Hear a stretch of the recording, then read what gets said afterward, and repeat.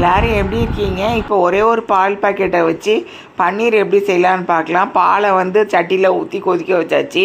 அது கொதிச்சிட்டு இருக்கும்போதே இந்த சின்ன மூடி அளவுக்கு வினிகர் எடுத்து அதில் ஊற்றிடுங்க. ஊற்றினோடனே பால் கொஞ்சம் கொஞ்சமாக தரைய ஆரம்பிச்சிடும். இது விருந்தார ஆச்சி சமையல் தமிழ். இது சப்ஸ்கிரைப் பண்ணுங்கள், லைக்ஸ் கொடுங்க, ஷேர் கொடுங்க, அந்த பெல் பட்டன் அமுக்கிடுங்க. பால் நல்லா பொங்கி வந்துடுச்சு. இப்போ நல்லா தெரிஞ்சு இதெல்லாம் நல்லா தெரிஞ்சு அங்கங்கே நீ இதாக இருக்குது.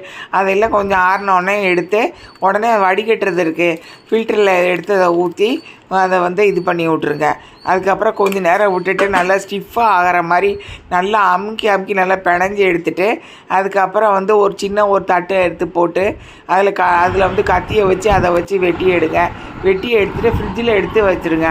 நல்லா ஆறினோடனே எடுத்து ஃப்ரிட்ஜில் வச்சுட்டு குழம்புல போடனா போடுங்க, இல்லை பிரியாணியில் போட்டு செய்யணும்னா செய்யுங்க. இந்த மாதிரி சமைச்சு குழந்தைங்களுக்கு கொடுங்க. பெரியவங்க உடம்பு நல்லா இருந்தால் சாப்பிடுங்க. நன்றி.